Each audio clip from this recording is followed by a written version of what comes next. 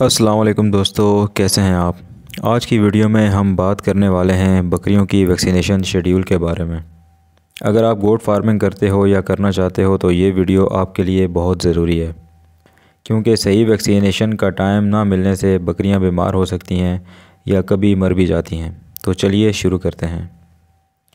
दोस्तों, बकरियों का वैक्सीनेशन उन्हें डेंजरस बीमारियों से बचाता है, जैसे कि PPR, goat plague, foot and mouth disease जिसको हम मोखर कहते हैं, गोट पॉक्स, नमूनिया और एंथ्रेक्स। वैक्सीनेशन से उनका इम्यून सिस्टम स्ट्रॉन्ग होता है, प्रोडक्शन बढ़ता है और आपके लॉस कम होते हैं।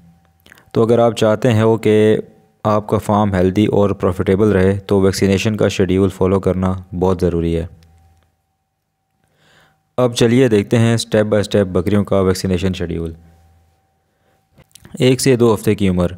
पीपीआर वैक्सीन ये सबसे इम्पोर्टेंट है। इससे बकरी प्लेट से बच्ची होती है। हर साल एक दफ़ा रिपीट करना बहुत ज़रूरी है। 1 महीने की उम्र। Enterotoxaemia, clostridium C and D vaccine लगाना चाहिए। ये ओवर ईटिंग डिजीज़ और लूज़ मोशन से बचाता है। 21 दिन बाद एक बूस्टर लगाओ, फिर हर साल एक दफ़ा। 1.5 से 2 महीने में गोट पॉक्स वैक्सीन या स्किन वाली बीमारी से बचाता है। साल में एक दफ़ा रिपीट करो। 3 महीने के उम्र में फुट एंड माउथ डिजीज़ जिसको हम मोखर कहते हैं वैक्सीन लगाना ज़रूरी है।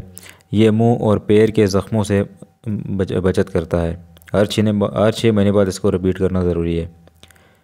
4 से 5 मंथ यानी 4 से 5 महीने की उम्र में हेमोरेजिक सेप्टेमिया HS वैक्सीन लगानी चाहिए। गला सूजन और नमूनिया से बचाता है। बरसात से पहले लगाना बेस्ट होता है। 5 से 6 महीने की उम्र में एंथ्राक्स वैक्सीन सिर्फ उन एरियाज़ में जहां एंथ्राक्स होती है, साल में एक दफ़ा लगाओ। फ़ीमेल बकरियां 4 से 8 महीने की उम्र में ब्रुसेलोसिस वैक्सीन या अबॉर्शन या बच्चा गिरने से बचाता है। ज़िंदगी में सिर्फ एक बार लगानी चाहिए। प्रेग्नेंट बकरी डिलीवरी से 1 महीना पहले एंट्रोटॉक्सीमिया, टेटानस टॉक्साइड ETT वैक्सीन लगाओ। ये माँ और बच्चों दोनों को प्रोटेक्शन देता है। वैक्सीन लगाने से पहले सिरिंज और नीडल क्लीन रखो। वैक्सीन हमेशा ठंडी जगह 2 से -8 डिग्री के ऊपर रखनी चाहिए। बीमार बकरी को वैक्सीन मत लगाएं।